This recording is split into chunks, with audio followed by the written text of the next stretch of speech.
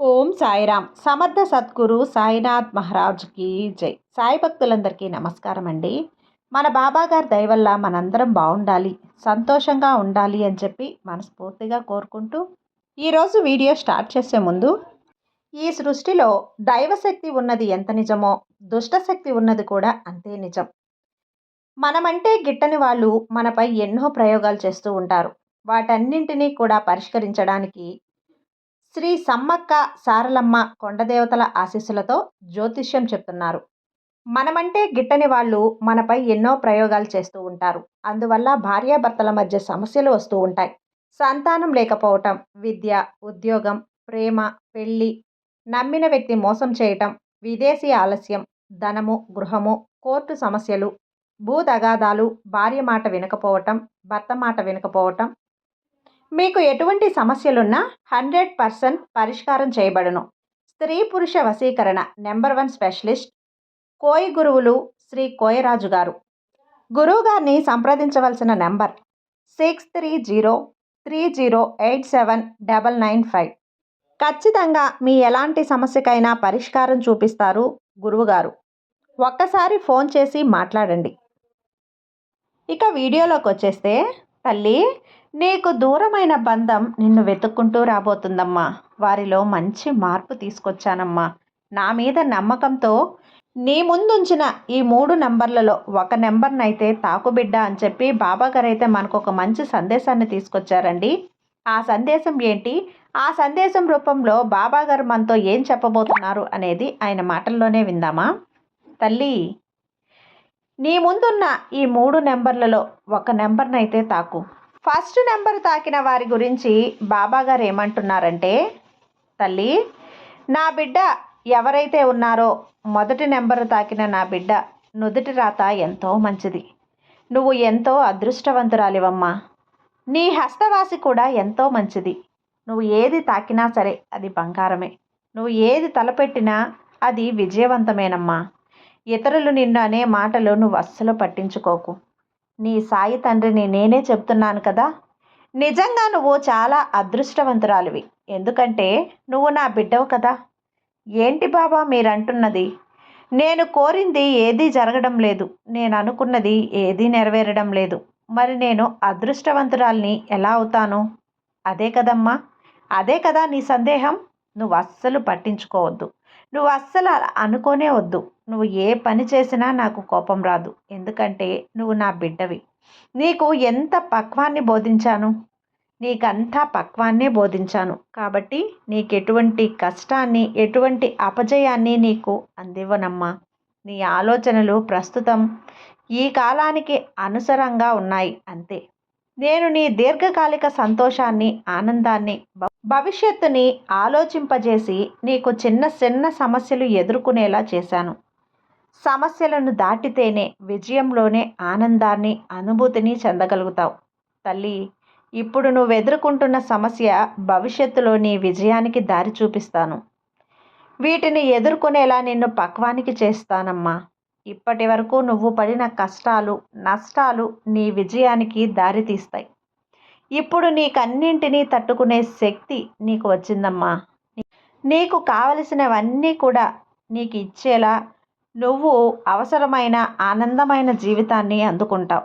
నీకు అన్నీ ప్రసాదిస్తాను. ఇప్పుడు కష్టాన్ని ఓర్చుకుంటేనే భవిష్యత్తులో ఆనందమైన జీవితాన్ని అనుభవిస్తావు.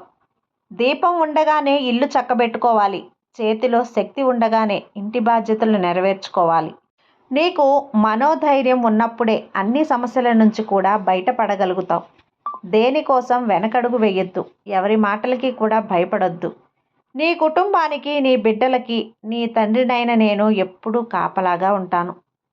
జీవితం అంటే కష్టం, సుఖం, ఆనందం, సంతృప్తి, సంతోషం ఇవన్నీ కూడా కలగలిపి ఉంటాయి. ప్రతి ఒక్కరూ కూడా అన్నింటినీ చూడవలసి ఉంటుంది. కష్టం వచ్చింది కదా అని కృంగిపోకూడదు. నీ భవిష్యత్తు నీ పాతాళానికి నెట్టివేయొద్దు. ఓపిక నశించిపోతుంది బాబా అని అనుకోవద్దు. నాణ్యమైనది ఎప్పుడూ కూడా నిదానంగానే వస్తుందమ్మా. ఒకటి గుర్తుపెట్టుకో తల్లి, భవిష్యత్తులో అందరికీ మంచే చేస్తావు. ఆకలి అన్నవారికి అన్నం పెట్టగలవు. సహాయం అడిగిన వారికి సహాయం చేస్తావు. నిన్ను ఈ సాయి తండ్రి అంత ఎత్తులో ఉంచుతున్నానమ్మా. నిజానికి నువ్వు దిగులు పడేందుకు ఇక్కడ ఏమీ లేదు. వాళ్ళు వీళ్ళు అనే మాటలకి నువ్వు అస్సలు భయపడొద్దు, బాధపడొద్దు కూడా. అస్సలు కలత చెందొద్దు. ఎందుకంటే నువ్వు నన్ను నమ్మావు కదా. ఎటువంటి చెడు కూడా నీ దరికి చేరనివ్వను. నా బిడ్డవి ఎవరైతే బాధ పెట్టాలి అని చూసినా అది వారికి నెరవేరుదు తల్లి. ఎందుకంటే చెడెప్పుడూ కూడా ప్రబలం కాదు. నన్ను నమ్మిన నీకు బ్రహ్మదేవుని వలె నేను నీ రాతను మారుస్తాను. నేనే మహావిష్ణువుగా నీకు సిరి సంపదలు కలిగిస్తాను. నేనే మహాశివుని వలె ప్రతి క్షణం కూడా నా బిడ్డను రక్షించుకుంటూ ఉంటాను. నేను నిన్ను కాపాడుకుంటూ ఉంటానమ్మా. నిన్ను కాపాడేందుకు నీ బాబా తండ్రి ఒక్క క్షణం కూడా కనురెప్ప వేయకుండా ఉంటాను. నీ చెయ్యి అస్సలు వదలలేను తల్లి. ఈ కారణంలో గురు మార్గంలో నడవనని వారందరూ కూడా చెడు మార్గంలో నడుస్తున్నారు. వచ్చిన వారు మోక్షాన్ని పొందుతారు. ఈ విధంగా నేను నిన్ను ఎంచుకొని గురు మార్గంలో నడిచేలా చేస్తున్నాను. నీ చెడు కర్మలన్నీ కూడా కాల్చివేస్తున్నాను. నీ చుట్టూ రక్షణ కవచం ఏర్పాటు చేస్తున్నానమ్మా. నా అనుమతి లేనిదే ఏ మాయ కూడా నిన్ను తాకలేదు. నిన్ను మంచి కాలం రాబోతుంది బిడ్డ. నీ కష్టాలు నష్టాలు అన్నీ తీరబోతున్నాయి. ఎంత కష్టం అనుభవించావో అంతకు మించి ఆనందాలు నిన్నొచ్చి చేరుతాయి. ఎవరు చేసిన కర్మలు వారే అనుభవించాలి. ఈ కాలంలో నీ కర్మలను నా పాదాల దగ్గర వదిలావు కాబట్టే నీ కర్మ దోషాలన్నీ తొలగించి సంతోషంగా ఉండే అవకాశాలు నీకు ఇస్తున్నాను. ఇటువంటి అవకాశం నా బిడ్డలకు మాత్రమే ఇస్తున్నానమ్మా. ఇప్పుడు చెప్పమ్మా, నువ్వు అదృష్టవంతురాలివా కాదా? నీ సాయి తండ్రి బిడ్డవు తల్లి. నువ్వు దాచిన మొగ్గలు అన్నీ పువ్వుల్లా విరబూసే సమయం వచ్చేసింది. నువ్వు అనుకున్న పనులన్నీ జరగలేదు. అనుకున్న పనులన్నీ కూడా అతి త్వరలో జరగబోతున్నాయి. తప్పకుండా నాకు ధన్యవాదాలు చెప్తావు. నీ ఆనంద బాష్పాలతో నా కాళ్ళు కడుగుతావు. అప్పటి వరకు భయపడకు, బాధపడకు, సంతోషంగా ఉండమ్మా. నేను చెప్పింది విన్నాక నీ మనసు ప్రశాంతంగా ఉంది కదా. ప్రతి క్షణం నువ్వు సంతోషంగా ఆనందంగా గడపాలి. నేను కోరుకునేది అదే. నువ్వు సంతోషంగా ఉండాలి తల్లి. ఇక మన బాబాగారు 1వ నెంబర్ తాకిన వారి గురించి అయితే ఈ విధంగా చెప్తున్నారండి. ఇక 2వ నెంబర్ తాకిన నా బిడ్డ ఎవరైతే ఉన్నారో తల్లి, ఈరోజు నీకు నేను దర్శనమిస్తున్నాను. వెంటనే నీ సమస్యలన్నీ కూడా మటుమాయమైపోతాయి. ఎంతో కాలంగా నిన్ను వేధిస్తున్న సమస్యలు తొలగిపోతాయి. నీకు అనుకూలమైన రోజులు ప్రవేశిస్తున్నాయి. తర్వాత నిత్యం సంతోషంగా నీ రోజులనేవి గడుస్తాయి. ధన అభివృద్ధి కూడా కలుగుతుంది. ఇప్పటి వరకు కూడా నువ్వు ఏ పని చేసినా కలిసి రాక ఎంతో విసుగు చెంది ఉన్నావు. ఇకపై ఆ పని కనపడటం ఆలస్యం క్షణాల్లో పూర్తవుతుంది. దాని ద్వారా అధికమైన ఆదాయం కూడా లభిస్తుంది. ప్రతి క్షణం కూడా జీవితంతో పోరాటం చేస్తున్నావు. ఈ పోరాటంలో నువ్వు గెలిచావు తల్లి. ఇక నీ జీవితంలో గెలుపు తప్ప మరేమీ ఉండదమ్మా. ఎందుకంటే ఇప్పటి వరకు నువ్వు గడిపిన జీవితం నరకప్రాయమైన జీవితం. ఇటువంటి కష్టాలు నేను మాత్రమే పడుతున్నానా, మరెవరైనా పడుతున్నారా అని ఒక్కొక్కసారి అయోమయ స్థితిలోకి వెళ్ళిపోతున్నావు కదా. ఎందుకంటే అలాంటి బాధలు కష్టాలు అనుభవిస్తున్నావు. నిజంగా నువ్వు ఎంతో సహనశీలివి తల్లి. నీ కష్టాల్ని బాధల్ని పడుతూ సంసారాన్ని నెట్టుకొస్తున్నావు. నేను నీ కష్టాన్ని చూసి కూడా నీ కర్మఫలం తీరిందే ఏమీ చేయలేకుండా ఉన్నానమ్మా. కానీ ఇప్పుడు నీ కర్మఫలాలన్నీ తొలగిపోయే సమయం వచ్చేసింది. అందుకే ఈరోజు నీకు సహాయం చేయడానికే వచ్చాను. నువ్వు అస్సలు దిగులు పడొద్దు. నీ జీవితంలో వెలుగులు నింపుతాను. నీ ఆనందకరమైన సంతోషకరమైన రోజుల్ని ప్రసాదిస్తాను. ఇక నుంచి నీ జీవితం ఎంతో ఆనందంగా సంతోషంగా మారబోతుంది.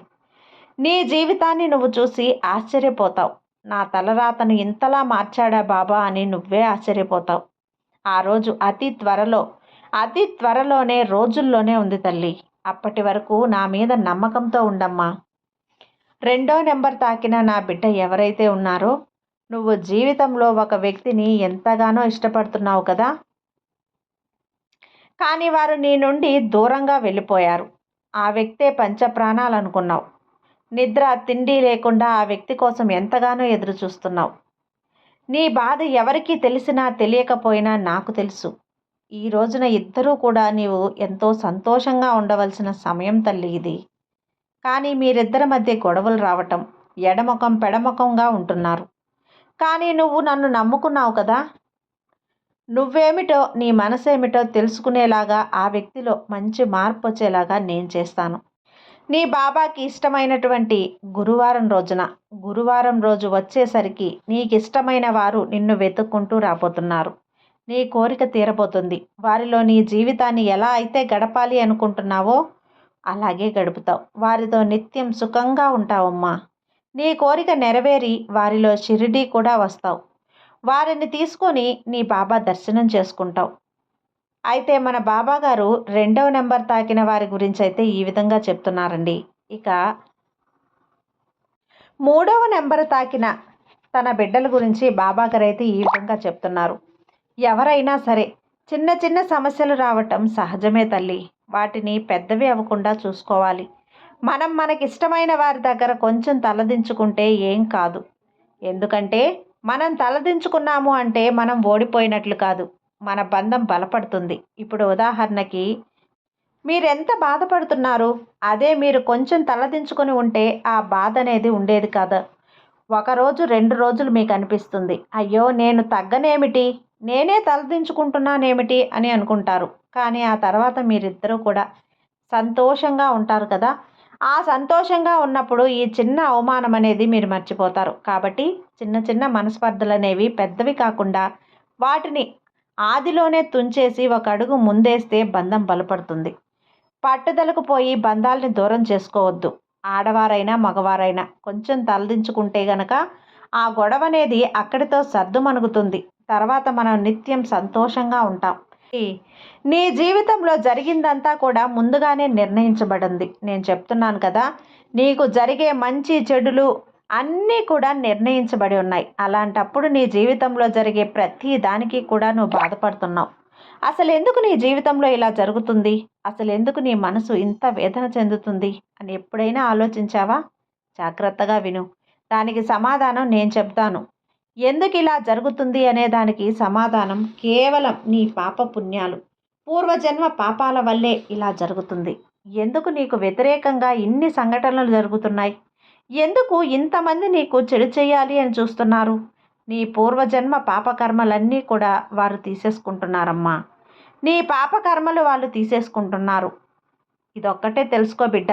నీకెవరైనా చెడు చేస్తే మనసులో వారికి ధన్యవాదాలు చెప్పుకో. నీ కర్మలను పోగొట్టేందుకు వారైతే పాపకర్మలు అనుభవించడానికి సిద్ధమవుతున్నారు. ఇదంతా నిజం. నేను చెప్తున్నాను కదా, నా బిడ్డవైన నీకు సంతోషకరమైన రోజులు రాయకుండా ఉంటానా చెప్పు? ఇప్పటి వరకు జరిగిన నీ చెడు గురించి చెప్పిన నీకు ఇకపై జరగబోయే మంచి గురించి చెప్తాను. జాగ్రత్తగా విను. కష్టాలు తొలగిన తర్వాత వచ్చే రోజులు చాలా ఆనందంగా ఉంటాయి, సంతోషంగా ఉంటాయి. కాబట్టి నువ్వు పడుతున్న కష్టాల గురించి ఆలోచించకుండా ఆనందకరమైన రోజులు నీ జీవితంలోకి రాబోతున్నాయి అని ఎదురు చూడు. తప్పకుండా నీ ఎదురు చూపులు ఫలిస్తాయి. ఆ రోజులు అతి దగ్గరలోనే ఉన్నాయి, నీ దగ్గరికి చేరబోతున్నాయి. కాబట్టి దిగులు చెందకుండా నా మీద నమ్మకంతో ఉండు. నీకంతా మంచే జరుగుతుంది. నీ సాయి నీకు తోడుండగా నీకు భయం ఎందుకు చెప్పు? సర్వేజన సుఖినో భవంతు. జై సాయిరాం.